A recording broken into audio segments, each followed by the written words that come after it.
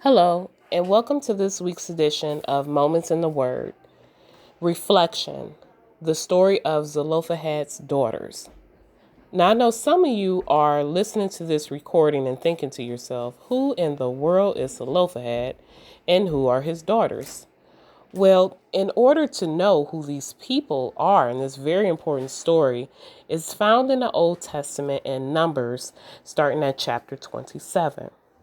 So this story talks about how five young women worked together and believed in God for something that was rightfully theirs. So the five daughters of Zelophehad were Mala, Noah, Hagla, Milcah, and Tirzah. Their father died in the wilderness on their way to the promised land from Egypt. And so once once they were close to getting to the promised land, God gave Moses some instructions on how the promised land was to be split up. So these five young ladies came to Moses and said, "Look, we don't have any brothers, we have no men in our family, and our father died. However, that property belongs to us." So Moses took their concerns and he spoke to some of the elders. And they said, no, they don't have any men in their family or anything like that, so the land doesn't belong to them. But Moses took their concerns a little higher and he took the concerns to God. And so he had a conversation with the Lord. And the Lord told Moses that the daughters were right, that these sisters, that land that belonged to their father, even though they had no men in their family, that land rightfully belonged to them and they should receive what was rightfully theirs. So, of course, the land was given to these five sisters. This was one of the most interesting stories in the Bible because at this time, women had no rights at all. And on top of that, they were orphans, they had no parents. And it just shows you how God took care of them and how God gave them the courage to stand up for something.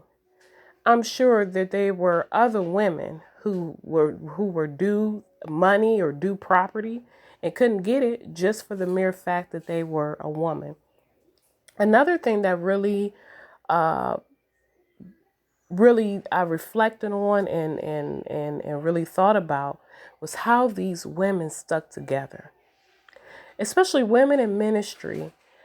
We have to stay focused on what our calling is and be unified in that. And that is to serve the will of God, to be in the will of God, but to also do what God has us to do. In this story, you don't see them fighting. You don't see them arguing. You don't see one sister saying, well, I'll be the spokesperson for the others. You don't see any of that. You see that they all were unified for one cause, and that was to get what rightfully belongs to them.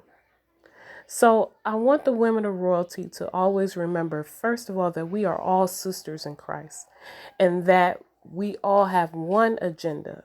And that agenda is to serve and to do what God has called us to do. And also to be courageous. I mean, these women were not taking no for an answer. And they wanted that property because that property belonged to them. And it also showed us that as women, that we have to be persistent, that we can't give up, that we can't just, oh, you know what, it's not going to work for me because maybe it didn't work for the last person.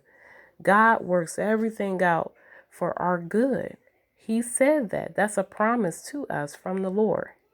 And so we have to be diligent. We have to be strong. We have to be courageous, even when the deck is stacked against us. And certainly the deck was stacked against these five sisters, but they stuck together. They stuck together. I'm sure it was rough having these conversations. I'm sure that they had probably a thought in their mind, like they didn't know what was going to happen. But it just showed that God will intervene. See, first Moses talked to the elders, but the elders didn't have the last say. God did. The Lord did. And Moses did what the Lord told him to do, and that was to give them what was rightfully theirs. So I want us to think about, what are some things that's rightfully yours? Peace, joy, abundance, prosperity, love.